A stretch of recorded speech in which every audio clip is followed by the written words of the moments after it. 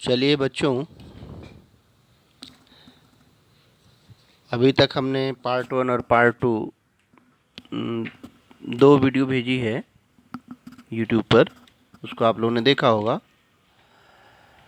उसमें हमने सविनय अवज्ञा की ओर इस टॉपिक तक थोड़ा सा क्लियर किया था, लेकिन फिर से मैं इसी टॉपिक से चल रहा हूँ ताकि थोड़ा सा रिवीजन भी हो जाए आप लोगों को और कनेक्ट भी हो सके। फरवरी 1922 में गांधी जी के द्वारा असहयोग आंदोलन वापस लिया गया। उसके कारण जानते ही होंगे आप लोग, फिर भी एक बार थोड़ा सा रिवीजन। उत्तर प्रदेश स्थित गोरखपुर जिला में चौरी चौरा नामक स्थान पर आंदोलनकारी हिंसक हो गए और वहाँ स्थित पुलिस चौकी में आग लगा दी गई और भागते हुए पुलिस वालों को पकड़कर आग में झोंक दिया गया। आंदोलन हिंसक हो गया और जैसे ये जानकारी गांधी जी तक पहुंची, उन्होंने फरवरी 1922 में आंदोलन वापस ले लिया। ये असहयोग आंदोलन यहाँ तक।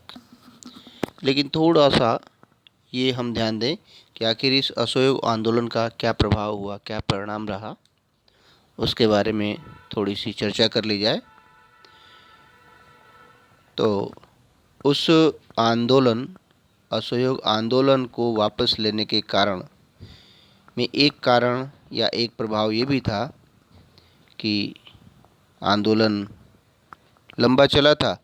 उसके कारण से कांग्रेस के कुछ नेता थक चुके थे। वो भी चाहते थे कि किसी तरह से इसका कुछ परिणाम निकले।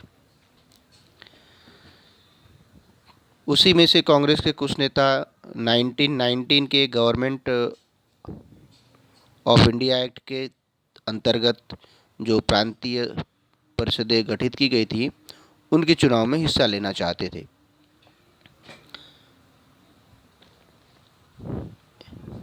इस आंदोलन को वापस लेने के कारण कांग्रेस में एक निराशाजनक माहौल था। लोग अभी ये पूछने लगे थे कि अगला स्टेप क्या। कांग्रेस के कुछ नेता भी प्रश्नवाचक दृष्टि से गांधी जी को देखने लगे थे। CR दास और मोतीलाल नेहरू ने कांग्रेस के भीतर ही स्वराज पार्टी की स्थापना की। जेल नेहरू और सुभाष चंद्र बोस जैसे युवा नेता उग्र जन आंदोलन और पूर्ण स्वतंत्रता के लिए दबाव बना रहे थे। असहयोग आंदोलन अचानक रोकने पर कांग्रेस के अंदर ही गांधी जी की आलोचना होने लगी थी। ये सारा कुछ उसका प्रभाव और परिणाम दिखाई देता है। इसके बाद गांधी जी एक रचनात्मक कार्यों में लग गए थे। उन्होंने इन सब बातों की चिंता नहीं की कि उनकी आलोचना हो रही है या क्या हो रहा है। अब एक आगे हम देखते हैं कि फिर से एक बार कुछ समय के पश्चात एक ऐसी परिस्थितियां पैदा होने लगी थीं जिससे एक फिर से देशव्यापी शक्तिशाली आंदोलन की मांग उठने लगी थी। वो परिस्थितियां क्या थीं, जो हम सविनय अवज्ञा आंदोलन आगे पढ़ेंगे तो वो क्या क्या परिस्थितियां थीं जिन्होंने कि सविनय अवज्ञा आंदोलन को अवश्यंभावी बना दिया, यानी आवश्यक हो गया एक फिर से शक्तिशाली आंदोलन। तो आइए उसके मेन टॉपिक्स को देखें।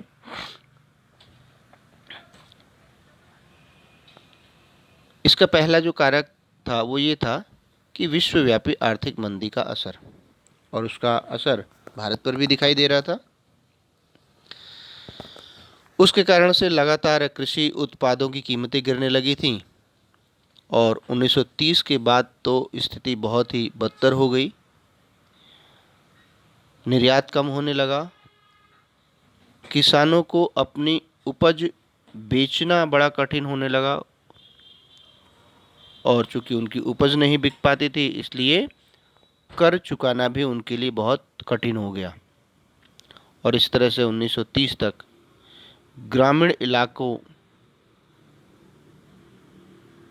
में भी बहुत अधिक भारी उथल पुथल देखने को मिल रही थी। इसी बीच चूँकि अंग्रेज सरकार को तो न तो भारत की और भारतीयों किसी की चिंता नहीं थी, उन्हें केवल चिंता थी तो अपने शासन की। आगे हम पढ़ते हैं कि साइमन कमीशन आया 1928 में भारत, लेकिन आखिर क्या परिस्थितियां थी जिसके कारण से 1927 में ही साइमन कमीशन का गठन किया गया था। 1919 में एक अधिनियम पारित किया गया था जिसको कि हम लोग मॉन्टेग्यू चेम्सफोर्ड के नाम से जानते हैं, और इस एक्ट में ही ये निश्चित किया गया था कि 10 वर्षों के पश्चात इन सुधारों के संदर्भ में रिपोर्ट देने के लिए एक आयोग गठित किया जाएगा। और इस दृष्टि से ये जो साइमन कमीशन आयोग है ये 1929 में गठित होना था, लेकिन तत्कालीन जो टोरी सरकार थी उसने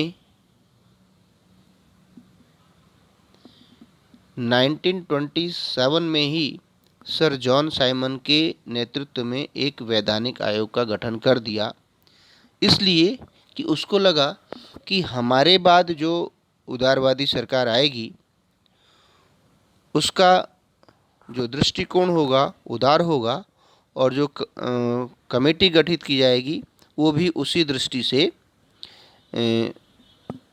सारी चीज़ें तय करेगी। इसलिए उसने जल्दबाजी में 1927 में जो आयोग 1929 में बनना था वो 1927 में स्थापित कर दिया। और इस तरह से इसका कार्य क्या था इस आयोग का? इसका प्रमुख कार्य था भारत में संवैधानिक व्यवस्था की कार्यशैली का अध्ययन करना। क्या? भारत में संवैधानिक व्यवस्था की कार्यशैली का अध्ययन करना और उसके बारे में सुझाव देना। लेकिन एक इतनी बड़ी जिम्मेदारी और व्यवस्था से संबंधित सुझाव देना, और उस आयोग में एक भी भारतीय सदस्य नहीं था। भारत के बारे में, भारतीयों के बारे में सुझाव देना, उनकी समस्याओं को सुनना, उसको देखना, उसको समझना, ये सारा कार्य था आयोग का, लेकिन उसमें सदस्य एक भी भारतीय नहीं था। संभव ही नहीं था कि उस आयोग के द्वारा किसी प्रकार की समस्याओं को सुलझा लिया जाता। इस दृष्टि से कांग्रेस के द्वारा या अन्य भारतीय पार्टियों के द्वारा इस आयोग का विरोध किया गया। और 1928 में जब साइमन कमीशन भारत पहुंचा तो उसका वेलकम किया गया साइमन गो बैक के द्वारा, साइमन कमीशन वापस जाओ के नारों के द्वारा। कांग्रेस के साथ साथ मुस्लिम लीग ने भी इस में विरोध में हिस्सा लिया। विरोध लगातार बढ़ता जा रहा था। अंग्रेज सरकार को लगा कि नहीं, अगर इस विरोध को नहीं रोका गया तो एक बार फिर से कठिनाई का सामना करना पड़ सकता है। तो तत्कालीन वायसराय लॉर्ड इरविन के द्वारा अक्टूबर 1929 को भारत के लिए डोमिनियन स्टेटस की घोषणा की गई, लेकिन इसकी कोई समय सीमा तय नहीं की गई। ये नहीं बताया गया कि ये कब तक भारतीयों को प्राप्त होगा।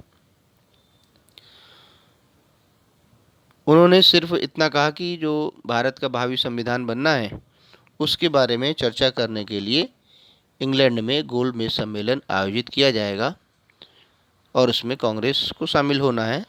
इस प्रस्ताव से कांग्रेस के नेता संतुष्ट नहीं थे, और जो तत्कालीन कांग्रेस में तेज तर्रार नेता थे वो लगातार आक्रामक तेवर अपना रहे थे। और इस दृष्टि से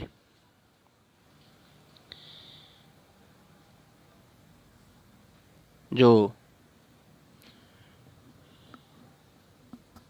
एक खेमा था, एक ग्रुप जो था कांग्रेस के अंदर, जो मध्य मार्गी जिसको कहते हैं, वो ये चाहता था कि ब्रिटिश डोमिनियन के भीतर ही संवैधानिक व्यवस्था को अपनाया जाए, यानी एक स्वराज के अंतर्गत ही।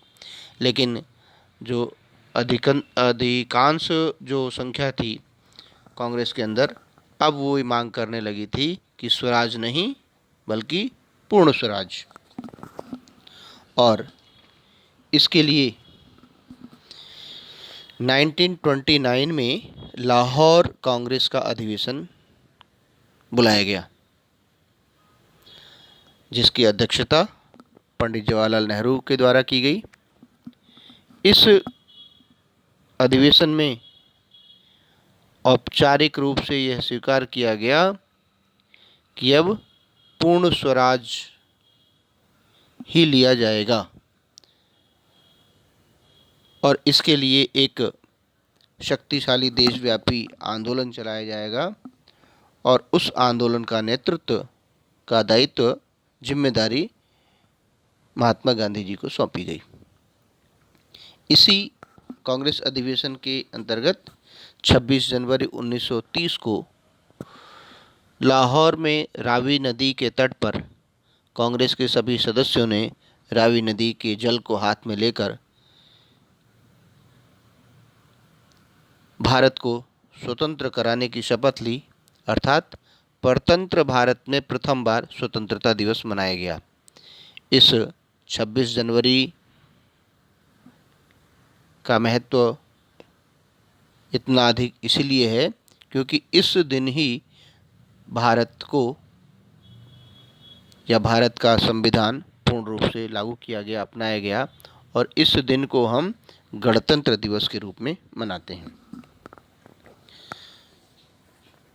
अब जब ये कांग्रेस अधिवेशन में ये तय कर लिया गया कि पूर्ण स्वराज के लिए एक शक्तिशाली आंदोलन चलाया जाएगा, उसका नेतृत्व महात्मा गांधी जी को सौंपा गया, तो महात्मा गांधी जी के द्वारा ये तय किया गया कि आखिर इस आंदोलन में किस चीज़ को हथियार बनाया जाए जिसके द्वारा भारत की अधिसंख्यक जनता इस आंदोलन में अपना समर्थन और पूर्ण सहयोग प्रदान कर सके। तो हम देखते हैं कि नमक एक ऐसी वस्तु उस समय भी थी और आज भी है जिसको सभी लोग उपयोग करते हैं। एक बहुत अधिक समृद्धशाली व्यक्ति भी नमक का उपयोग करता है और एक निम्न वर्गीय जो रोज़ कमाने खाने वाले हैं या उससे भी निम्न वर्गीय लोग भी नमक का प्रयोग करते हैं। अर्थात कोई भी ऐसा नहीं होगा जो नमक का प्रयोग न करता हो। दूसरे शब्दों में कहें कि राष्ट्रपति से लेकर रिक्शा चालक तक सभी नमक का प्रयोग करते हैं। इसलिए गांधी जी ने इस नमक को एक शक्तिशाली हथियार के रूप में इस आंदोलन में प्रयोग किया। 31 जनवरी 1930 को गांधी जी के द्वारा वायसराय इरविन के समक्ष 11 सूत्रीय एक मांग पत्र रखा गया। उसमें कुछ सामान्य मांगें थीं जो सभी वर्गों से संबंधित थीं, कुछ मांगें उद्योगपतियों की थी, कुछ मांगें किसानों की थीं। लेकिन इन सभी मांगों में जो सबसे महत्वपूर्ण मांग थी वो ये थी कि नमक कर को समाप्त किया जाए।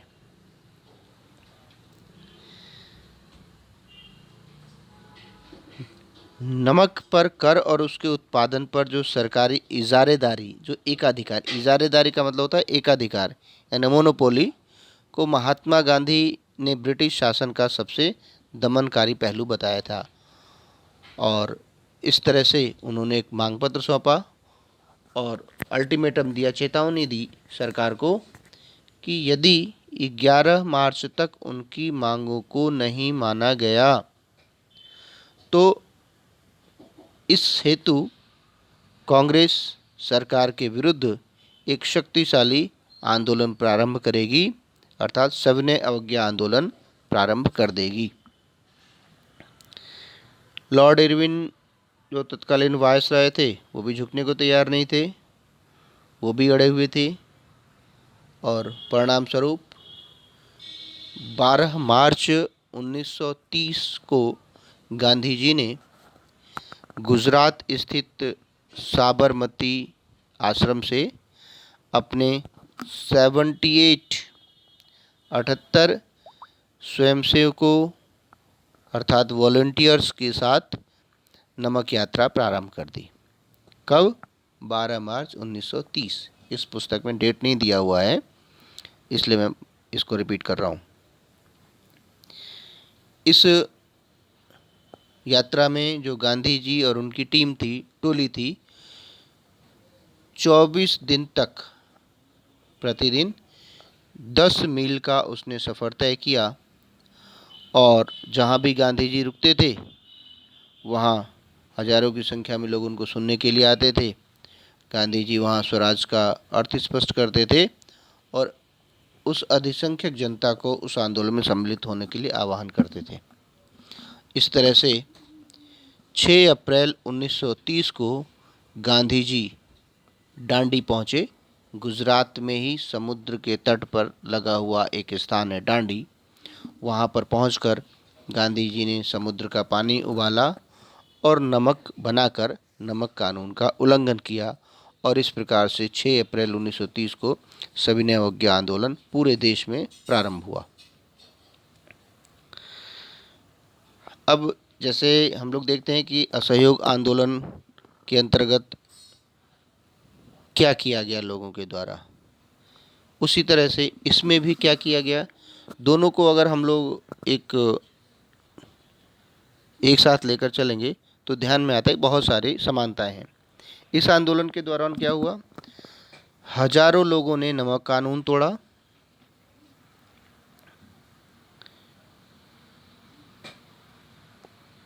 पूरे देश में स्थान स्थान पर नमक बनाकर कानून का उल्लंघन किया गया।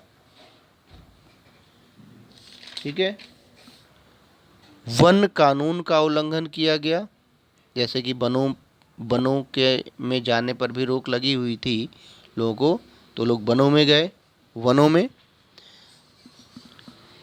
किसानों ने लगान और चौकीदारी कर देने से मना कर दिया। सरकारी नमक कारखाने के सामने प्रदर्शन किया जाने लगा। विदेशी कपड़ों का बहिष्कार किया गया। शराब की दुकानों की पिकेटिंग की गई, यानी घेराबंदी की गई। और इस तरह से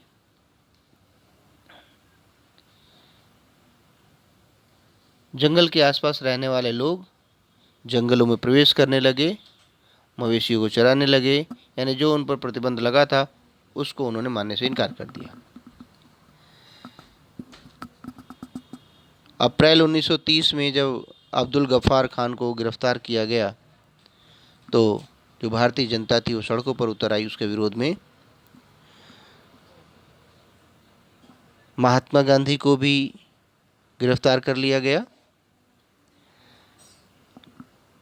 जैसे ही लोगों को मालूम चला कि महात्मा गांधी जी को भी गिरफ्तार कर लिया गया है तो शोलापुर के औद्योगिक मजदूरों ने अंग्रेजी शासन का प्रतीक पुलिस चौकियों, नगर पालिका भवनों, अदालतों, रेलवे स्टेशनों पर हमले शुरू कर दिए। इसके विरुद्ध जो अंग्रेजी सरकार थी उसने निर्ममतापूर्वक इस आंदोलन को दबाने का प्रयास किया। बच्चों को भी नहीं छोड़ा गया, उन्हें भी मारा पीटा गया, औरतों पर भी लाठीचार्ज हुआ, यानी अन्य तरह के। इसके पश्चात महात्मा गांधी जी ने एक बार फिर से इस आंदोलन को वापस लिया और तत्कालीन वायसराय इरविन के साथ एक समझौता हुआ जिसको हम लोग गांधी इरविन समझौता के नाम से जानते हैं। 5 मार्च 1931 को गांधी इरविन समझौते पर हस्ताक्षर हुए। इस समझौते के अंतर्गत ये तय हुआ कि गांधी जी द्वितीय गोलमेज सम्मेलन में शामिल होने के लिए लंदन जाएंगे, यानी इस पर सहमति बनी कि गांधी जी द्वितीय गोलमेज सम्मेलन में हिस्सा लेंगे। दूसरा, इसके बदले इस आंदोलन के दौरान जो राजनीतिक कैदियों को बंदी बनाया गया था उनको सरकार रिहा कर देगी, ये सहमति बनी। लेकिन एक जो महत्वपूर्ण मांग थी कांग्रेस की, जिसको गांधी जी ने अपने 11 सूत्री मांग पत्र में शामिल किया था, नमक कर को समाप्त करना, उस पर बिल्कुल भी बातचीत नहीं हुई। ये बड़ा निराशाजनक लगता है। गांधी जी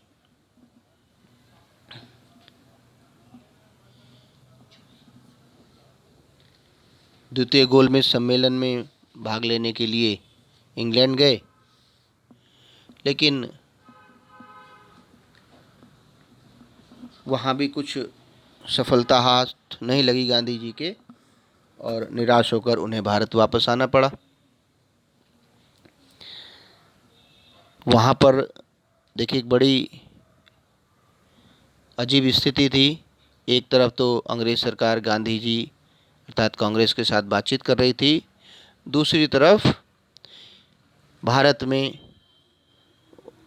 उसने कांग्रेस के महत्वपूर्ण नेताओं को गिरफ्तार कर लिया, कांग्रेस को गैर कानूनी घोषित कर दिया था, सभाओं पर रोक लगा दी थी, यानी दमनपूर्वक यहाँ पर आंदोलन को रोका जा रहा था, समाप्त किया जा रहा था।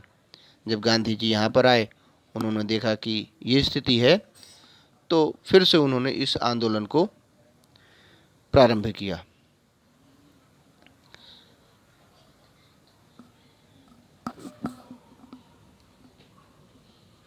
किंतु हम देखते हैं कि 1934 तक आंदोलन की गति धीरे धीरे कम होने लगी और इसके बाद ये आंदोलन स्वतः ही समाप्त हो गया। और इस तरह से एक बार फिर से जो देशव्यापी शक्तिशाली आंदोलन प्रारंभ किया गया था 1930 में, वो 34 तक आते आते समाप्त हो गया। ये है हमारा सविनय अवज्ञा आंदोलन। अब सविनय अवज्ञा आंदोलन, जैसे हमने उसके असहयोग आंदोलन के पश्चात हमने देखा था कि उसका प्रभाव परिणाम क्या रहा, वैसे ही इसका भी प्रभाव और परिणाम। लेकिन उससे पहले असहयोग आंदोलन को प्रत्येक वर्ग ने किस किस रूप में लिया था, शहरी क्षेत्र के लोगों ने किस रूप में लिया था, ग्रामीण क्षेत्र के लोगों ने किस रूप में लिया, आदिवासियों ने कैसे लिया, बागान में काम करने वाले मजदूरों ने अपनी किस इच्छा के कारण, किस स्वार्थ के कारण, किस मांग के कारण उस असहयोग आंदोलन में भाग लिया था, वही स्थिति यहाँ भी देखने को मिलती है।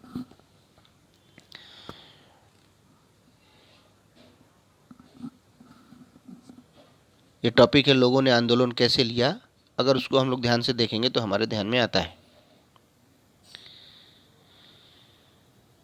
गांव में संपन्न किसान समुदाय जैसे गुजरात के पाटीदार और उत्तर प्रदेश के जाट आंदोलन में सक्रिय थे। व्यावसायिक फसलों की खेती करने के कारण व्यापार में मंदी और गिरती कीमतों से वे बहुत परेशान थे।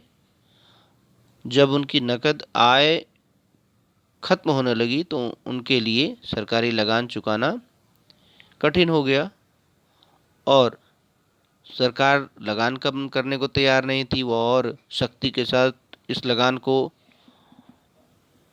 ले रही थी। इस असंतोष के कारण ये जो गुजरात के पाटीदार और उत्तर प्रदेश के जाट किसान जो शामिल हुए थे, उसका एक मुख्य कारण था। उनके लिए जो स्वराज की लड़ाई थी वो लगान के विरुद्ध थी।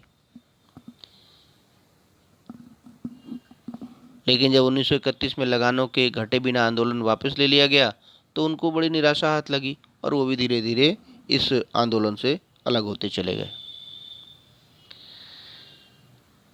गरीब किसान जो था, निम्न किसानों में भी निम्न वर्ग का जो किसान था, निम्न श्रेणी का, उनमें से बहुत सारे किसान जमींदारों से पट्टे पर ज़मीन लेकर खेती कर रहे थे। जब महामंदी के कारण नकद आमदनी कम होने लगी, छोटे पट्टेदारों के लिए ज़मीन का कर चुकाना, किराया चुकाना मुश्किल हो गया। तो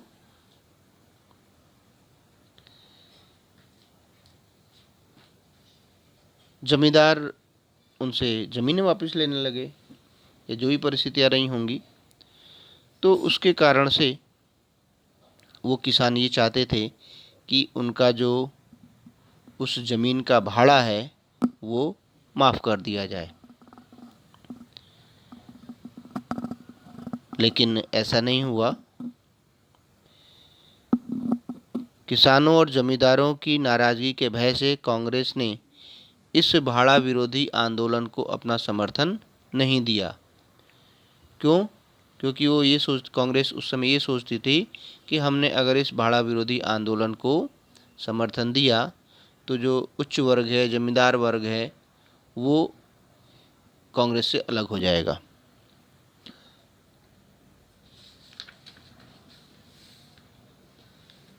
अब हम देखते हैं कि व्यापारी क्यों इसमें शामिल हुए।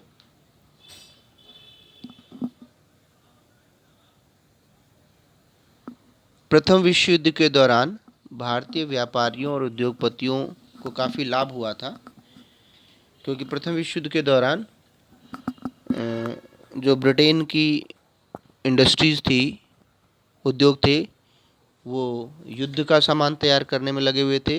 जब उसकी पूर्ति भी वो नहीं कर सके तो भारतीय उद्योगपतियों को ऐसा मौका मिला, और यहाँ पर जो फैक्ट्रियाँ थीं, उद्योग थे, वो युद्ध सामग्री बनाने लगे। जो फैक्ट्रियाँ केवल 8 घंटे चलती थी वो 24-24 घंटे चलने लगी। यानी एक तरह से भारतीय उद्योगपतियों या उद्योगों को उस प्रथम विश्व युद्ध के दौरान फलने फूलने का पूरा अवसर मिला था।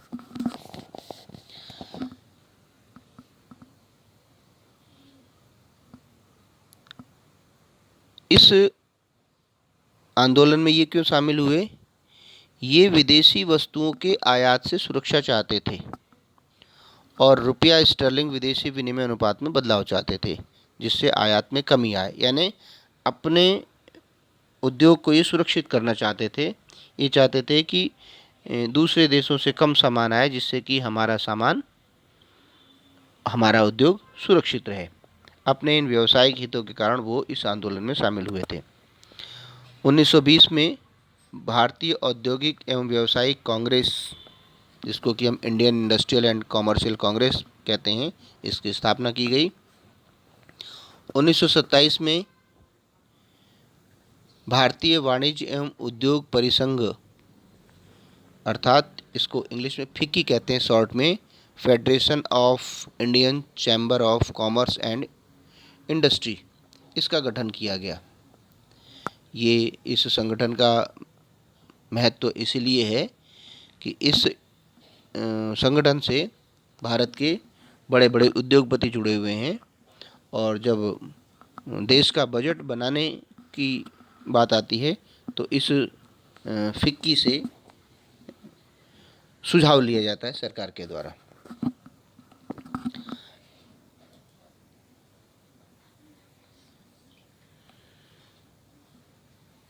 इस आंदोलन के दौरान जो श्रमिक वर्ग था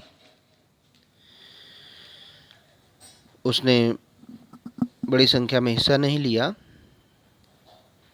क्योंकि वो श्रमिक वर्ग ये देखता था कि भाई जो उद्योगपति हैं वो कांग्रेस में हैं, कांग्रेस के काफ़ी नज़दीक हैं। इसलिए वो मज़दूर वर्ग जो था वो ये देखता था कि हमारे स्वार्थ या हमारी मांग की पूर्ति नहीं हो पाएगी, इसलिए वो कांग्रेस से लगातार दूर जा रहा था।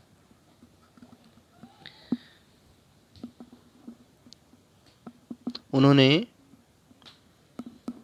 1930 में रेलवे कामगारों ने हड़ताल की। 1932 में गोदी कामगारों की हड़ताल हुई। 1930 में छोटा नागपुर की टिन खानों के मजदूरों ने गांधी टोपी पहनकर इस आंदोलन में हिस्सा लिया। फिर भी कांग्रेस खुलकर इन मजदूरों श्रमिकों के साथ नहीं आई। कांग्रेस को लगता था कि इससे जो उद्योगपति हैं वो कांग्रेस से दूर चले जाएंगे और साम्राज्यवादी विरोधी ताकतों में फूट पड़ जाएगी। इस कारण से कांग्रेस कभी भी खुलकर किसानों या मजदूरों के उस समय तक साथ या समर्थन में नहीं आई। एक महत्वपूर्ण हिस्सा जनसंख्या का महिलाओं का था, जिसने इस आंदोलन में महत्वपूर्ण रूप से अपनी भागीदारी निभाई।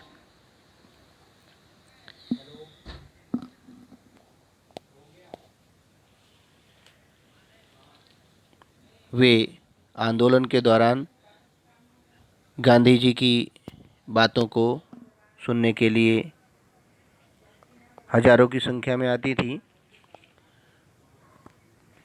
जुलूस में हिस्सा लिया उन्होंने, विदेशी कपड़ों की होली जलाई, शराब की दुकानों की घेराबंदी की, बहुत सी भारतीय महिलाएं जेल भी गईं और शहरी क्षेत्र में जो उच्च वर्ग की महिलाएं थीं वो काफ़ी सक्रिय थीं और इस तरह से एक महत्वपूर्ण भूमिका रही भारतीय महिलाओं की सविनय अवज्ञा आंदोलन में। गांधी जी का दृष्टिकोण महिलाओं के बारे में था कि उन्हें घर पर रहकर बढ़िया तरीके से घर परिवार का संचालन करना चाहिए, चूल्हा चौका संभालना चाहिए, अच्छी माँ व अच्छी पत्नी की भूमिका का निर्वाह करना चाहिए। ये उनका प्रमुख कर्तव्य है और इसी विचारधारा के कारण से एक काफ़ी लंबे समय तक महिलाओं को कांग्रेस में सांगठनिक पदों पर जिम्मेदारी नहीं दी गई।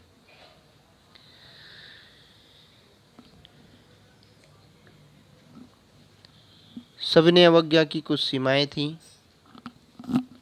उन सीमाओं की थोड़ी सी चर्चा करना जरूरी है यहाँ पर।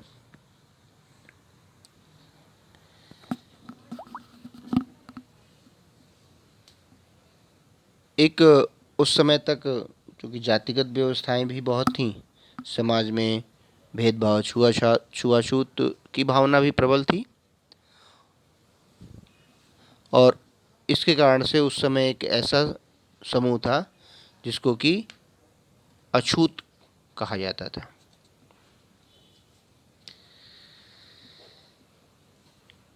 गांधी जी ने इनकी समस्याओं पर ध्यान दिया और उनको सर्व समाज से जोड़ने के लिए, कांग्रेस से जोड़ने के लिए इसके लिए रचनात्मक कार्य किया और इन अछूतों को एक नया नाम दिया और उनको कहा हरिजन, यानी ईश्वर की संतान, भगवान की संतान। उस समय तक इस वर्ग को मंदिरों में प्रवेश नहीं करने दिया जाता था, सार्वजनिक कुओं से पानी भरने नहीं दिया जाता था, सार्वजनिक स्थानों पर इनको आने जाने की छूट नहीं थी।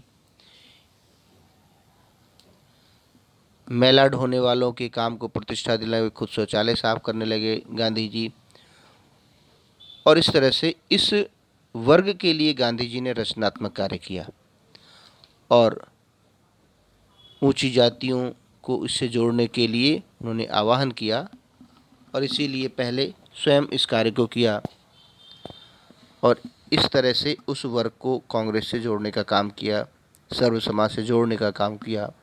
फिर भी सविनय अवज्ञा आंदोलन के दौरान दलितों की हिस्सेदारी बहुत कम देखी जाती है क्योंकि ये वर्ग उस समय तक कांग्रेस को एक शंका की दृष्टि से देखता था। इसी समय उस वर्ग में एक प्रमुख व्यक्तित्व उभर कर आता है जिन्होंने इस वर्ग के लिए कार्य किया और वो नाम है बाबा साहब डॉक्टर भीमराव अंबेडकर, जो आगे चलकर भारत के संविधान निर्माण में उनकी एक महत्वपूर्ण भूमिका रही। तो 1930 में डॉक्टर अंबेडकर जी के द्वारा दलितों के लिए एक दलित वर्ग एसोसिएशन की स्थापना की गई, डिप्रेस्ड क्लास एसोसिएशन। और उन्होंने दलितों को शिक्षित होने के लिए, संगठित होने के लिए एक ऐसा उन्होंने एक नारा दिया। द्वितीय गोलमेज सम्मेलन में गांधी जी के साथ साथ डॉक्टर भीमराव अंबेडकर जी भी गए थे। वहाँ पर अंग्रेज़ों की एक चाल थी, उसके अंतर्गत उन्होंने उनके अंबेडकर जी के माध्यम से दलितों के लिए एक अलग निर्वाचन क्षेत्र की मांग सामने रखी। गांधी जी इसके लिए सहमत नहीं थे। वो ये जानते थे कि अगर ऐसा हो गया तो हिंदू समाज में ही टूटन प्रारंभ हो जाएगी, टूट जाएगा हिंदू समाज, क्योंकि वो लोग अपने को हिंदू समाज से अलग समझने लगेंगे। ब्रिटिश सरकार ने अंबेडकर जी की मांग को तो मान लिया, लेकिन गांधी जी इसके विरुद्ध आमरण अनशन पर बैठ गए और उनका मत था, विचार था कि दलितों के इस अलग निर्वाचन क्षेत्र की व्यवस्था से समाज का एकीकरण संभव नहीं हो पाएगा, समाज टूट जाएगा, समाज एकीकरण की प्रक्रिया धीमी पड़ जाएगी और समाप्त भी हो सकती है। दोनों के बीच में एक विवाद की स्थिति पैदा हो गई। अंबेडकर जी और गांधी जी के बीच में कांग्रेस के नेताओं ने एक मध्य मार्ग निकालने का निवेदन किया और इस प्रकार से सितंबर 1932 में पूना में दोनों के बीच में एक समझौता हुआ, जिसको हम लोग पूना पैक्ट के नाम से जानते हैं। इस पैक्ट के अंतर्गत दलित वर्ग को प्रांतीय एवं केंद्रीय विधायी परिषदों में आरक्षित सीटें मिल गईं और उसमें निश्चित हुआ कि इनके लिए जो मतदान होगा उसमें सामान्य निर्वाचन ही होगा, यानी उस मतदान की प्रक्रिया में सभी वर्ग भाग लेगा। इसीलिए आप लोग देखते हैं कि जो हमारे चुनाव होते हैं लोकसभा के या विधानसभा के, उसमें इस वर्ग के लिए सीटें आरक्षित होती हैं, जिसको कि हम लोग रिजर्व सीट के नाम से जानते हैं। उस रिजर्व सीट का मतलब होता है कि जिस वर्ग के लिए रिजर्व सीट घोषित की गई है उस वर्ग का ही व्यक्ति उम्मीदवार बन सकता है, बस उसमें वोटिंग सभी करते हैं, अंतर ये होता है। तो ऐसा उस समय पूना पैक्ट के अंतर्गत निश्चित किया गया था।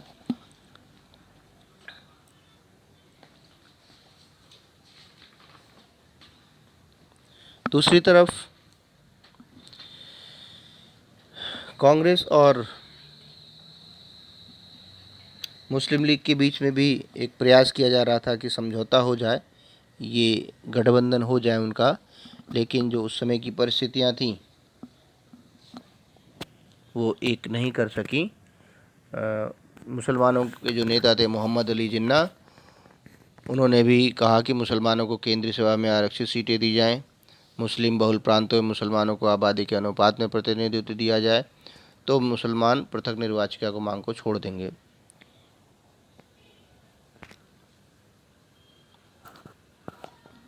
लेकिन ऐसा संभव नहीं हो सका, संभव ही नहीं था। हिंदू महासभा, उसके जो प्रमुख नेता M.R. जयकर थे, उन्होंने ऐसे प्रयासों की निंदा की और एक दूसरी तरह का वातावरण इस मुस्लिम लीग के द्वारा तैयार किया जाने लगा, जिसके कारण से समाधान की सारी संभावनाएं समाप्त हो गईं। मुस्लिम नेताओं के द्वारा एक ऐसा वातावरण तैयार किया गया जिसके कारण से मुसलमानों के अंदर एक भय का वातावरण व्याप्त हो गया। उनको ये लगातार कहा जाता था इन नेताओं के द्वारा कि यदि ऐसा नहीं हुआ तो आगे चलकर हिंदू बहुसंख्यक जनता का वर्चस्व हो जाएगा और उस स्थिति में अल्पसंख्यक लोग अपनी संस्कृति और अपने पहचान को खो देंगे। और इस डर के भाव को पैदा करने के कारण ही लगातार कांग्रेस और मुस्लिम लीग दूर होती चली गई।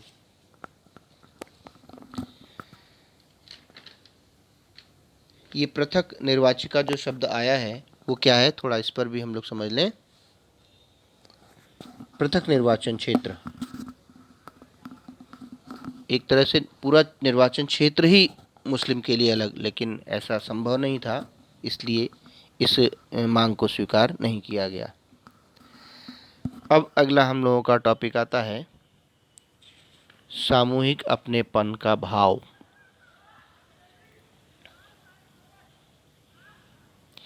इस टॉपिक को संभवतः आप लोगों ने पहले भी पढ़ा होगा अपने फर्स्ट चैप्टर में, कुछ ध्यान में आ रहा होगा। आप लोगों को ध्यान दिलाने के लिए मैं थोड़ा सा पीछे ले जाना चाहता हूँ। जहाँ हम लोगों ने फर्स्ट चैप्टर में पढ़ा था, जो यूरोप में राष्ट्रवाद वाला चैप्टर है, उसमें ध्यान आता होगा आप लोगों को कि सामूहिक अपनेपन का भाव पैदा करने के लिए उन यूरोपीय लोगों के द्वारा क्या क्या प्रयास किए गए थे। वही चीज़ें इसमें भी हैं, बिल्कुल सेम। अगर दोनों को मिलाकर पढ़ेंगे तो अगर वहाँ पर आपको समझ आ गया तो यहाँ भी समझ सकते हैं आसानी से। हम लोगों ने प्रारंभ में राष्ट्रवाद के बारे में पढ़ा था, तो इस सामूहिक अपनेपन के भाव से पहले एक जो इसकी मुख्य लाइन है उसको देखें।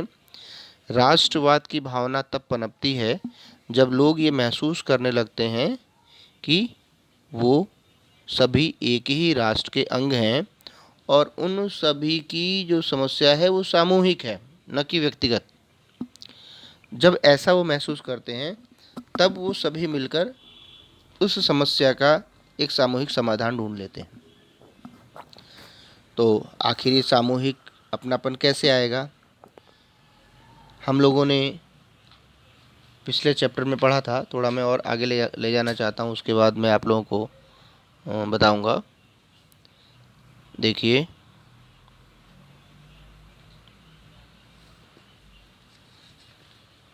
हम लोगों ने पढ़ा था उसमें यूरोप में राष्ट्रवाद वाले चैप्टर में, राष्ट्र की दृश्य कल्पना, दृश्य वो कल्पना जो दिखाई देती है, इस दृश्य कल्पना के अंतर्गत ही दो व्यक्तित्व के बारे में आप लोगों ने पढ़ा होगा।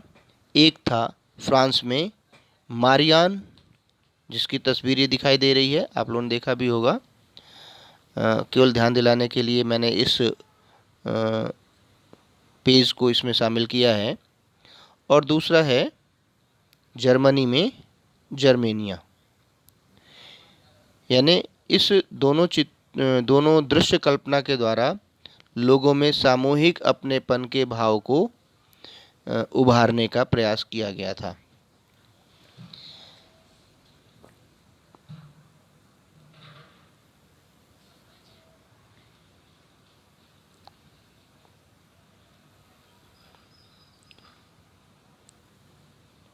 और उस जो मारियान और जर्मेनिया को विभिन्न प्रकार के प्रतीकों से भी सुशोभित किया गया था, जैसे बलूत पत्तियों का मुकुट, तलवार मुकाबले की तैयारी, तलवार पर लिपटी जैतून की डाली शांति की चाह, काला लाल और सुनहरा तिरंगा, उगते हुए सूर्य की किरणें, ये उस प्रतीक के रूप में प्रयोग किया गया था। यानी दृश्य कल्पना, लोग, वहाँ के लोग, फ्रांस के और जर्मनी के लोग ये समझने लगे थे कि हाँ, ये हमारा राष्ट्र है। जैसे हम लोग 4 शेरों को देखते हैं कहीं भी तो ध्यान में आता है कि हमारे हमारे राष्ट्रीय चिन्ह हैं, यानी वो जो है चिन्ह वो किसका है, वो भारत का है। ठीक ऐसे ही भारत को भी एक दृश्य कल्पना के रूप में चित्रित करने का प्रयास किया गया, और ये प्रयास एक महिला के रूप में किया गया, एक माता के रूप में किया गया 1905 में अवनींद्रनाथ टैगोर के द्वारा। फिर से हम उसी अपने टॉपिक पर आते हैं। ये देख रहे हैं आप लोग,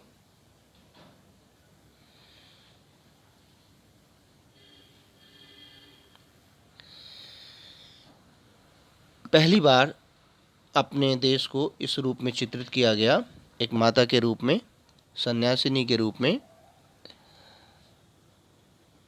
और वो जो पेंटिंग है बहुत ही शांत, गंभीर, दैवी और आध्यात्मिक गुणों से युक्त, और इस प्रकार से एक भारत माता की छवि को उभारा गया। इस दृष्टि से ये लोगों के हृदय में उतारने का प्रयास किया गया कि हम सभी एक ही माता की संतान हैं, अर्थात भारत माता की संतान हैं, और उस दृष्टि से हम सभी आपस में एक रिश्ते से बंधे हुए हैं, भाई बहन के रिश्ते से, अर्थात भारत में रहने वाले सभी भारत माता की संतानें हैं, और हमारे देश की जो समस्याएं हैं वो किसी की व्यक्तिगत न होकर सामूहिक रूप से सभी की समस्याएं हैं, और उसका निराकरण सभी को मिलकर करना है। इस तरह से इस भारत माता के चित्र के द्वारा, भारत माता की दृश्य कल्पना के द्वारा यहाँ पर रहने वाले सभी लोगों को जोड़ा गया आपस में एक रिश्ते के माध्यम से। जैसा कि हम लोग देखते हैं यूरोप के राष्ट्रवाद में भी कि ग्रीम बंधुओं के द्वारा उन्होंने अपनी शिक्षा दीक्षा पूरी करने के पश्चात क्या काम किया उन्होंने, तो उन्होंने वहाँ की लोक कथाओं को इकट्ठा करने का प्रयास किया। लोगों की जो किंवदंतियाँ थी, लोक कथाएँ थी, उनको इकट्ठा किया और उसको एक पुस्तक के रूप में लोगों के सामने लेकर गए, ताकि लोगों की जानकारी में आए कि हमारे यहाँ हमारा देश का गौरव किस प्रकार का था, हमारे यहाँ किस प्रकार के लोग रहते थे, ये सारी बातें। ठीक उसी तरह से अपने यहाँ भी देखिए, राष्ट्रवाद का विचार भारतीय लोक कथाओं को पुनर्जीवित करने के आंदोलन से मजबूत हुआ। यानी जो हमारे यहाँ की लोक कथाएँ प्रचलित थी, उन लोक कथाओं को फिर से एक पुस्तक के रूप में लोगों के सामने लाने का प्रयास किया गया। यहाँ पर जो लोकगीत थे उनको भी लोगों के सामने लाया गया, लोकगीतों व जनश्रुतियों को इकट्ठा किया गया, उसके लिए गांव-गांव घूमने लगे लोग, और उनका मानना था कि यही कहानियाँ हमारी उस परंपरागत संस्कृति की सही तस्वीर पेश करती हैं, जो बाहरी ताकतों के प्रभाव से भ्रष्ट और दूषित हो चुकी है, अर्थात जिसको हम भूल चुके हैं, अपने अतीत को हम भूल चुके हैं, हम अपने देश के अतीत को भूल चुके हैं कि हमारा देश कितना शक्तिशाली था, इसका विस्तार कितना था, हमने किसी भी दूसरे देशों पर आक्रमण करके उसको नहीं जीता, हमारे यहाँ का विज्ञान कितना आगे था, हमारे यहाँ की संस्कृति कितनी अच्छी थी, हमारे यहाँ की जो सभ्यता का स्वरूप क्या था, ये सारी बातें हम लोग भूल गए। तो उसको फिर से एक बार लोगों को बताने का प्रयास किया गया। बंगाल में खुद रविंद्रनाथ टैगोर के द्वारा भी इन सभी चीज़ों का एकत्रित करने का प्रयास किया गया। मद्रास में नटेशा शास्त्री के द्वारा the folklores of southern India के नाम से तमिल लोक कथाओं का एक विशाल संग्रह प्रकाशित कराया गया। इस तरह से पूरे भारत में हम देखते हैं कि ऐसा अलग अलग क्षेत्रों में प्रयास किया गया। सामूहिकता का भाव लाने के लिए जब बंगाल में स्वदेशी आंदोलन चल रहा था उस समय एक भारत का एक तिरंगा झंडा प्रस्तुत किया गया जिसमें हरा पीला लाल तीनों रंग थे। 1921 में गांधी जी के द्वारा खुद एक स्वराज झंडा तैयार किया गया जिसमें सफ़ेद हरा और लाल ये तीनों रंग थे और बीच में एक चरखा गांधीवादी प्रतीक के रूप में रखा गया, स्वावलंबन का प्रतीक था। और जहाँ कहीं भी आंदोलन होता था तो ब्रिटिश सरकार के विरोध स्वरूप उस झंडे को प्रतीक माना जाता था। इस तरह से एक सामूहिक अपनेपन का भाव लोगों के बीच में पैदा करने का प्रयास किया गया।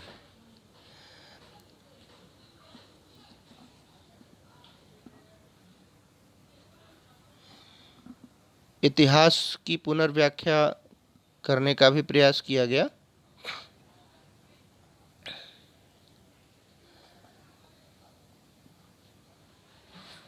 जैसा कि मैंने बताया कि हम लोग अपने अतीत को भूल चुके थे, तो उस अतीत को लोग फिर से जाने इसलिए ऐसा प्रारंभ किया गया।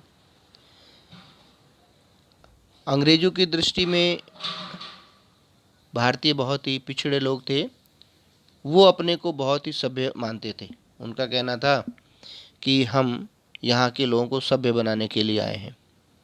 वो ये सोचते थे कि भारतीय अपना शासन खुद नहीं संभाल सकते, ऐसा दृष्टिकोण था उनका।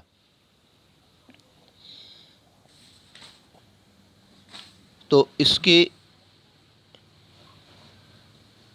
विरुद्ध यहाँ के लोगों ने अपने जो अतीत की महान उपलब्धियाँ थीं उनकी खोज करना प्रारंभ किया, उनको जानने का प्रयास किया।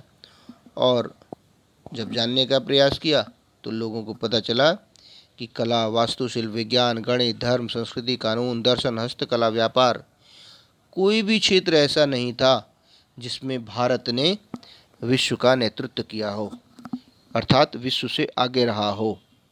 तो ये सारी चीज़ें थीं जिसके कारण से भारतीयों में एक अपने अतीत के प्रति लगाव पैदा किया गया, गौरवगान किया गया और उनमें एक फिर से राष्ट्रवाद की भावना को पैदा किया गया। कुल मिला के ये कहा जाए कि इस समय में जो एक राष्ट्र उभर कर आ रहा था वह औपनिवेशिक शासन से मुक्ति चाहता था और इस मुक्ति के लिए जो आवाज़ थी वो सामूहिक आवाज़ थी और ये आंदोलन जो हुए उन सामूहिक आवाज़ों का एक पुंज था, सामूहिक प्रयास था। कुल मिलाकर ये कहना है। अभी इस पेज को मैंने शामिल किया है केवल इसलिए ताकि इस सामूहिक अपनेपन के भाव का जो टॉपिक है इसको कंपेयर करके आप लोग पढ़ेंगे तो इसको एक अच्छी तरह से आप लोग समझ सकते हैं।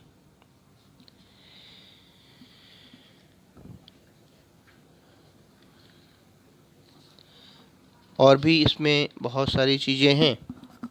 कुछ लास्ट में मैंने आप लोगों के लिए कुछ क्वेश्चंस तैयार किए हैं। ये एक मैप इस चैप्टर से रिलेटेड है। देखिए, एक अलग से भी मैं वीडियो डालूँगा मैप का कि कैसे इसको हम लोग हमारे ध्यान में रहेगा कि कौन सा प्लेस पर्टिकुलर कहाँ पर है, उसको याद रखने के हिसाब से। अभी फ़िलहाल ये देख लें हम लोग। ये देखिए, अमृतसर जलियांवाला बाग हत्याकांड 13 अप्रैल 1919। इस अमृतसर के बिल्कुल जस्ट अपोजिट में लाहौर, जहाँ पर कि 1929 का अधिवेशन हुआ। इसी साइड में कराची का अधिवेशन 1931। फिर गुजरात में आए। गुजरात जो राज्य है उस इस मानचित्र के दृष्टि से बहुत ही अधिक महत्वपूर्ण है।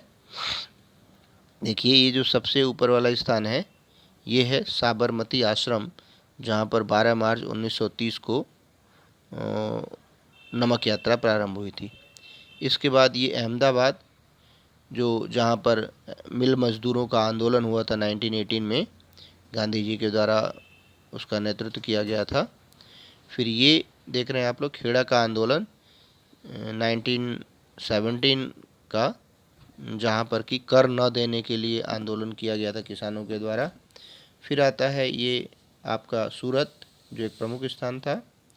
इसके सूरत को मैंने इसलिए कोट किया है ताकि इसके आसपास का क्षेत्र आप आसानी से दिखा सकें।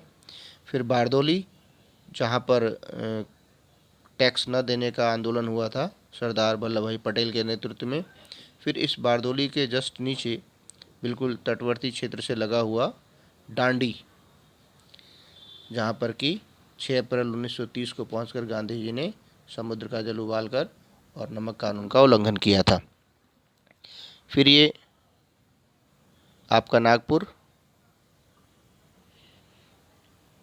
अधिवेशन 1920, ये पूना पैक्ट या और भी कई चीज़ें हैं। यहीं पर मुंबई भी है, मुंबई अधिवेशन, जहाँ पर खिलाफत के लिए एक निर्णय लिया गया था। फिर इधर आते हैं कलकत्ता अधिवेशन सितंबर 1920, ये आपका चौरा चौरी, जहाँ पर कि जिस घटना का असहयोग आंदोलन वापस लिया गया था। और ये बिहार में चंपारण आंदोलन 1916।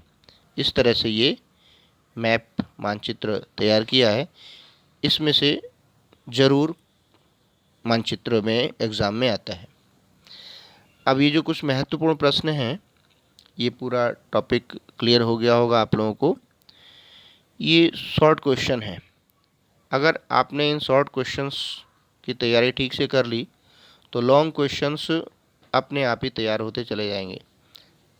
जैसे एग्जाम्पल के तौर पर, साइमन कमीशन को किस उद्देश्य से गठित किया गया, ब्रिटेन की किस सरकार द्वारा साइमन कमीशन का गठन किया गया, साइमन कमीशन भारत कब पहुंचा, साइमन कमीशन का भारत में विरोध क्यों किया गया, साइमन कमीशन के समय भारत का गवर्नर जनरल कौन था, साइमन कमीशन विरोध कम करने के लिए इरविन ने क्या घोषणाएं की थी। अगर इन सारे क्वेश्चंस को मिला दिया जाए तो आपका एक लॉन्ग क्वेश्चन हो जाएगा। इस तरह से इस क्वेश्चंस को तैयार करें आप लोग, और इसमें कहीं कोई दिक्कत आती है तो मुझे मैसेज करें, मैं उस मैसेज की प्रतीक्षा करूंगा, और कमेंट करें, उस पर भी मैं आप लोगों को उसका आंसर दूंगा। लेकिन एक्टिव आप लोगों को होना है, मैं तो हमेशा एक्टिव रहता हूँ। इसलिए बहुत ध्यानपूर्वक इस चैप्टर को समझ करके और आप लोग इसको पढ़ें। इस चैप्टर से रिलेटेड मैप जो बहुत ही इम्पोर्टेंट है, कैसे उसको करेंगे हम लोग, कैसे तैयार करेंगे, या वो किस किस रूप में वो क्वेश्चन पूछ सकता है मैप वाला। जैसे एक उदाहरण के तौर पर,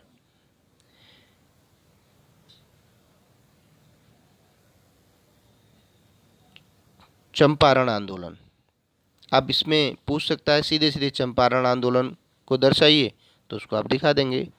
इसमें ये भी कह सकता है कि नील किसानों का आंदोलन जिसका नेतृत्व गांधी जी के द्वारा किया गया, वो भी उसका आंसर यही रहेगा। ठीक है ना। गांधी जी के द्वारा भारत में किया गया प्रथम आंदोलन, उसका भी आंसर यही रहेगा। अर्थात क्वेश्चन 3, लेकिन उसका आंसर यही पर्टिकुलर प्लेस। इस तरह से अलग अलग तरह से क्वेश्चंस के द्वारा इस मैप को हम लोग करेंगे।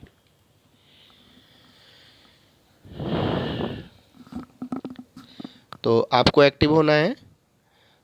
मुझे क्वेश्चन मैसेज करिए, जहाँ भी दिक्कत होती है मैं आपको आंसर दूंगा। धन्यवाद। जय हिंद, जय भारत।